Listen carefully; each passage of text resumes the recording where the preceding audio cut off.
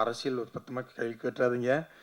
அவருக்கு சார் அரசியல் பற்றி எதுவும் கேட்க மாட்டாங்கல்ல அப்படின்னு சொல்லி தான் சார் வந்திருக்காரு. அதனால அரசியல் உங்களுக்கு என்ன கேள்வினாலும் என் தலைவன் மிஸ்கின் இருக்காரு, அவர்கிட்ட கேட்டுக்குங்க.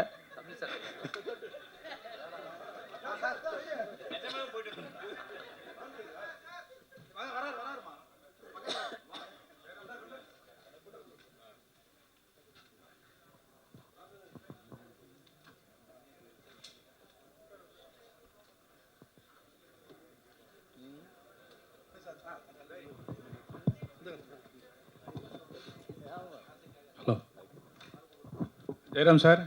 சார் அரசியல் கேட்க மாட்டோம், ஆனால் ஒரே ஒரு டீட்டெயில் மட்டும் கேட்குறோம். இங்கே சார், இந்த மிஸ்கின் சார் பாண்டியராஜ் சார்லாம் பன்னீர் சோடான்னு பேசினாங்க. உங்களுக்கு புரிஞ்சுதா? உங்கள் பக்கத்தில் நீங்கள் எவ்வளோ பெரிய ஆள், உங்களை வந்து அந்த மாதிரி பன்னீர் சோடா கூப்பிடுறதுக்கு வைக்கிறதுக்கு மிஸ்கின் சார் கூப்பிட்ருக்காரா? இல்லை சார், இது வரைக்கும் என்ன பன்னீர் சோடா கூப்பிடல. என்னன்னா நானும் பன்னீர் சோடா விட்டு ரொம்ப நாள் ஆச்சு, அதனால நினைக்கிறேன் கூப்பிடுறதில்ல.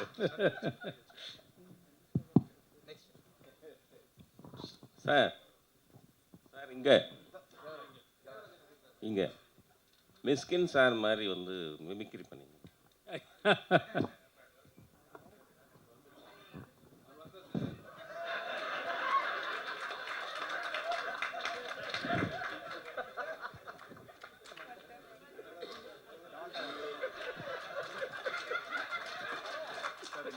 சார் ஷூட்டிங் ஸ்பாட்ல மிஷ்கின் சார் எப்படி பேசுவாரோ அது மாதிரி 2 வார்த்தை நீங்க பேசி காமிங்க சார்.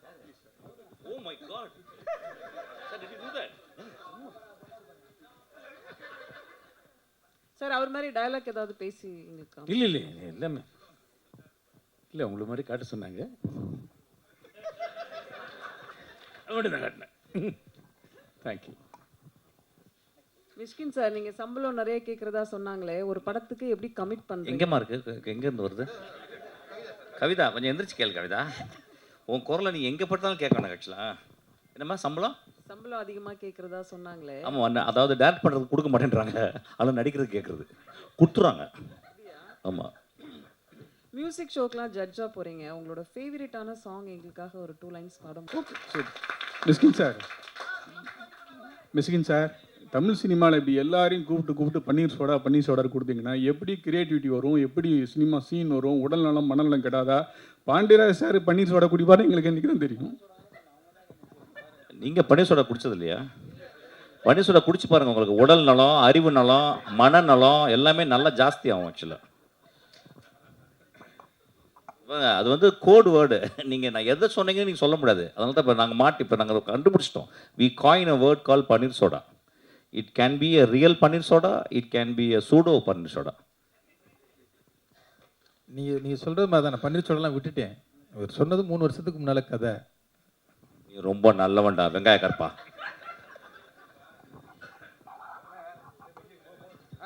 மிஸ்கின் சார் ஃபாரின் போகிறாரு, கண்டென்ட் வேணும்னா வாங்கிக்கோங்க சீக்கிரமாக. மிஸ்கின் சார், ஜெயராம் சார் கூட கொஞ்சம் வருத்தப்பட்டார், என்னை கூப்பிடவே மாட்டுறாங்க. எங்கே சார்? சொல்லுங்கள் சார். என்னை கூப்பிடவே மாட்டுறாங்க பன்னீர் சோடா அதில் அப்படின்ட்டு. எப்போ கூப்பிட போகிறீங்க சார்? நீங்கள் பன்னீர் சோடா சாப்பிட்ற மாதிரி ஐடியா இருக்கா சார்? நாங்கள் சொல்கிறோன்னு நீங்கள் நினச்சி விட்டு நம்மளாம் நினச்சி எல்லோரும் நல்லவங்களா ஆகிட்டீங்களா? எப்படி புரியவே இல்லை எனக்கு. ஏன் சார் நல்லவங்களா வரீங்க? பன்னீர் சோடா குடிச்சு பன்னீர் சோடா கொடுப்பாட்டே சாமி, ஒரு பன்னீர் சோடா வாங்கிட்டு. பன்னீர் சோடா குடிச்சது இல்லையா சார் நீங்கள்? பாண்டி ஜெயராம் சார், சார் இங்கே சார், ரொம்ப நாளுக்கு அப்புறம் வந்து மேடம் கூட நடிக்கிறீங்க, அந்த பாண்டிங் எப்படி இருந்தது? ஏன்னா ஃபஸ்ட்டு மாதிரியே வந்து அவங்க டோட்டலாகவே மாறிட்டாங்க, ரொம்ப அமைதியாக பேச ஆரம்பிச்சிட்டாங்க. முதல்ல வந்து ரொம்ப கரெக்டாக வந்து கேள்வியெல்லாம் கேட்பாங்க. இப்போ வந்து எல்லாமே டோட்டலாக சரிப்பா எல்லாம் நம்ம பசங்க தானே பார்த்துக்கலாம்னு சொல்லிட்டாங்க. இப்போ எப்படி இருக்குது அந்த பாண்டிங்கு? இல்லை, நாங்கள் கிட்டத்தட்ட இப்போ கடந்த 40 வருஷங்களாக நிறைய படங்கள், 25 படத்துக்கு மேலே ஹீரோயினாக பண்ணியிருக்கோம். எந்த இடத்துல இந்த கிவ் அண்ட் டேக் மாதிரி, எந்த இடத்துல நம்ம எந்த ரியாக்ஷன் போட்டால் உருவசி அதை எப்படி திருப்பி ரியாக்ட் பண்ணுவாங்கிறது, அது இத்தனை படங்கள் பண்ணதுனால நிறைய தெரியும். நாங்கள் சேர்ந்து நடித்த படங்கள்லேயே 6 படத்துக்கு ஸ்டேட் அவார்டு வாங்கியிருக்காங்க மலையாளத்தில். ஸோ அது அப்பப்போ தெரியும். அதனால இந்த படத்தில் எல்லாமே நாம் பண்ணுற ஒவ்வொரு டைலாக்கும், நாம் பண்ணுற ஒவ்வொரு ரியாக்ஷனுக்கும் அவங்க ரியாக்ஷன், அது மாதிரி அவங்க பண்ணுறதுல என்னோட ரியாக்ஷன், அதுதான் இந்த படத்துலேயே ரொம்ப இம்பார்ட்டண்டான விஷயம். அது நல்லா ஒர்க் அவுட் ஆகிருக்கு. அது அவங்களால எனக்கு அது கரெக்டாக தெரியும். நான் இப்படி போட்டால் அவங்க அப்படி தான் ரியாக்ட் பண்ணுவாங்க. பாண்டி, பாண்டி இங்கே மணி வாழ்த்துக்கள், ரொம்ப நல்லா இருக்கு ட்ரெய்லர் பார்த்தேன். Thank you sir, thank you. இப்போ 2 கேள்விகள் எனக்கு உங்ககிட்ட. ஒன்று வந்து ஊர்வசி அம்மா பேசும்போது சொன்னாங்க, இந்த படம் வந்து மலையாள படங்கள் ரொம்ப வேகமாக எடுப்பாங்க, ஆனால் மலையாள படத்தை விட வேகமாக வந்து இந்த படம் எடுத்தது எப்போ ஷூட்டிங் ஆரம்பிச்சு எப்போ முடிச்சிங்கன்னே தெரியல அப்படின்னாங்க. அது ரொம்ப பெரிய காம்ப்ளிமெண்ட்டாக பார்க்குறேன்.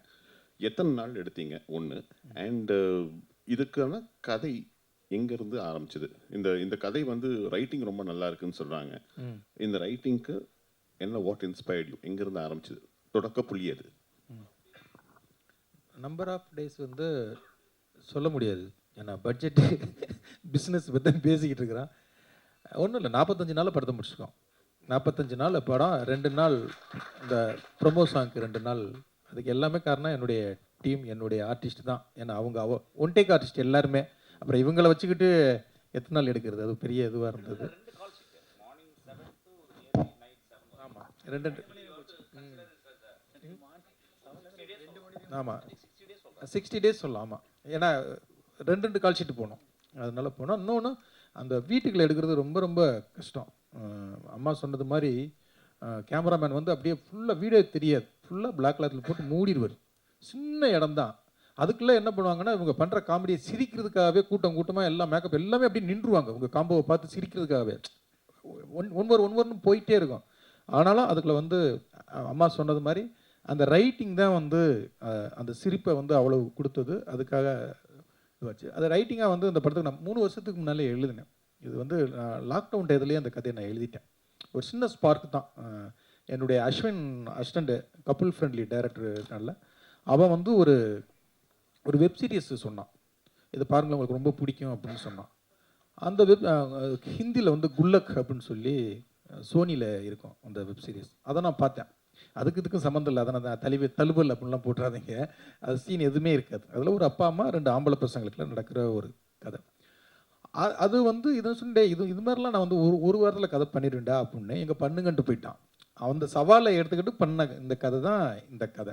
அது வந்து அப்புறம் வேறையா சுவாரஸ்யம் மாறி அதுக்குள்ளே ஒரு கொலை விழுந்தா எப்படி இருக்கும், அந்த கொலையை யார் இது அப்படின்னு அது வந்து ஒரு கதகளி நான் ஏற்கனவே பண்ணியிருக்கிறதுனால அந்த மூடுக்குள்ளே இதை வந்து ஒரு டார்க் காமெடியாக பண்ணால் எப்படி இருக்கும் அப்படின்ட்டு நான் ஸ்கிரிப்டாக எழுதி தூக்கி வச்சுட்டேன். அப்போ ஜெகனன்கிட்டையும் திவ்யா அவங்க அப்போ வந்தாங்க, இல்லை காட்டலாம் அப்படிங்கிற ஒரு நண்பனுடைய ஆசைன்னு வச்சுக்கலாம்.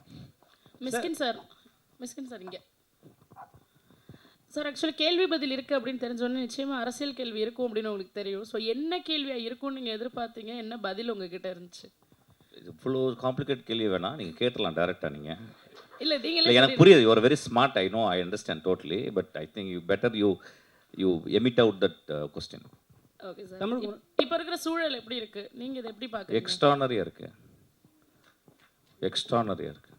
ஊர்வசி மேடம், நான் வந்து கண்ணால் பார்த்தேன், நான் வந்து ஒர்க் பண்ணியிருக்கேன் திரு விஜயோட. இப்போ விஜய்னு சொன்னால் கோச்சிக்கிறாங்க எல்லாருமே, எல்லாம் திட்டுறாங்க கீழே, என்னென்ன விஜயா அப்படின்னு. என்னுடைய தம்பி சகோதரர் நாங்கள் யாருமே எதிர்பார்க்கல. ஆனால் எனக்கு ஒரு பெரிய அமைதியாக இருந்துச்சு.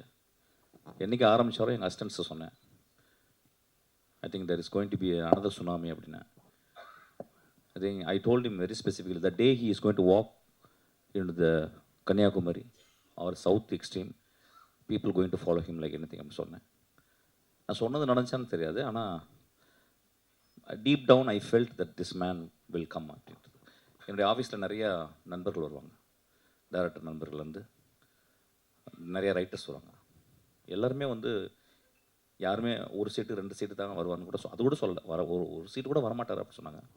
நான் ரொம்ப அமைதியாக இருந்தேன். ஸோ இன்றைக்கி வந்து வி ஸ்வீப்ட் ஆக்சுவலி. இது வெரி ஹார்ட் ஒர்க்கர், ரொம்ப முக்கியமான ஒரு பாயிண்ட் சொல்லணும்னா ஸ்ட்ராங் வில் மேன் ஆக்சுவலி.